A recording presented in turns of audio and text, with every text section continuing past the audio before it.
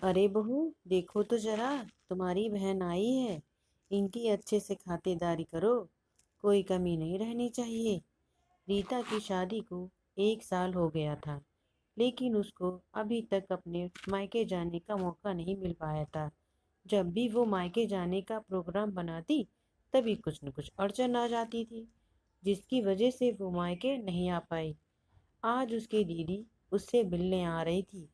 माँ की मृत्यु के बाद उन्होंने ही उसको माँ का प्यार दिया था। दीदी रीता को बहुत प्यार करती थी, पर वो अपने ससुराल में खुश रहे, इसलिए कभी दखल अंदाजी नहीं की, कभी उसे मिलने की कोशिश भी नहीं की। रीता के जीजा जी की एक मीटिंग थी, जिसके सिलसिले में उन्हें उस इलाके में 2-4 घंटे के लिए जाना था। तो मीता से सुनकर रहा नहीं गया और वो बोली, मैं भी साथ चलूंगी।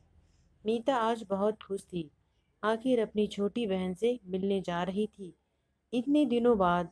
फिर भी अंदर ही अंदर सोच रही थी कि उसके ससुराल वाले कैसी प्रतिक्रिया देंगे। रीता सुबह से ही सारे काम निपटाने में लगी हुई थी, और तभी उसे याद आया कि उसने राजीव को तो बताया ही नहीं। हेलो राजीव, आज मीता दीदी आ रही हैं घर, तो तुम थोड़ा जल्दी आ जाओगे? रीता की बात सुनकर राजीव थोड़ा चौंका और बोला, अचानक कैसे? सब ठीक तो है ना? हाँ राजीव, सब ठीक है। बस जीजू को इधर कोई काम था, तो दीदी ने कहा इसी बहाने वो मुझसे मिल भी लेंगी। ओह अच्छा, लेकिन मेरी तो आज एक बहुत ज़रूरी मीटिंग है, और मैं तुम्हें कॉल करने ही वाला था कि मेरा खाना मत बनाना। राजीव बोला। राजीव, दीदी 1 साल बाद मिल रही हैं और पहली बार आ रही हैं, तो तुम्हें होना चाहिए।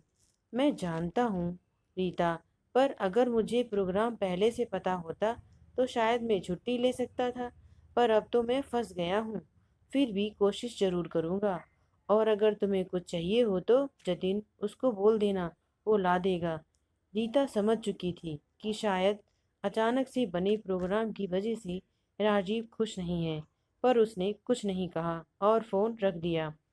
रीता दीदी के पसंद के राजमा चावल बनाना चाहती थी, लेकिन राजमा खत्म थे, और उसने जतिन को कहा पास वाली दुकान से लाने के लिए, और जतिन ने लाकर दे दिए।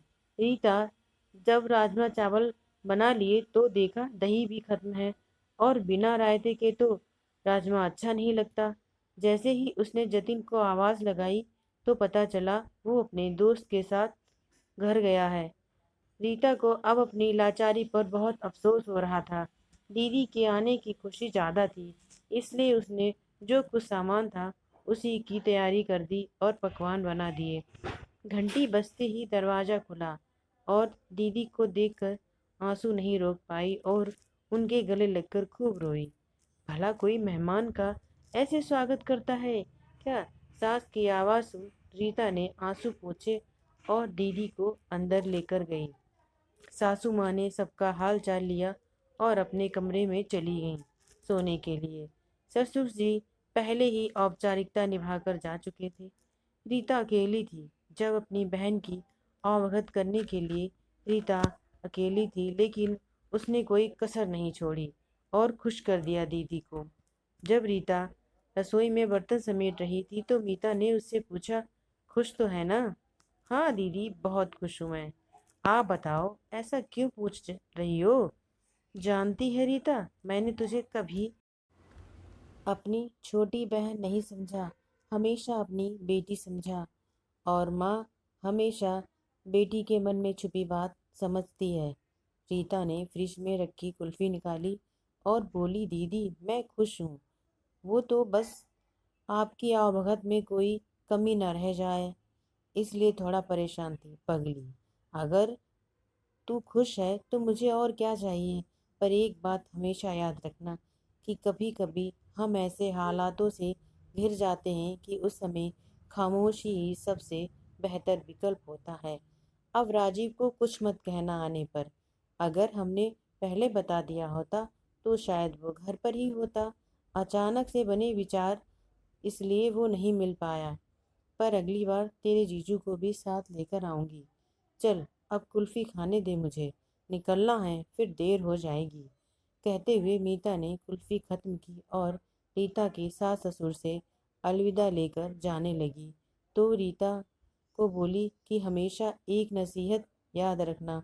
माँ कहती है, क्या कहती है, एक चुप 100 को मात देती है। अगर कहानी अच्छी लगी तो प्लीज़ चैनल को लाइक करें, सब्सक्राइब करें। धन्यवाद।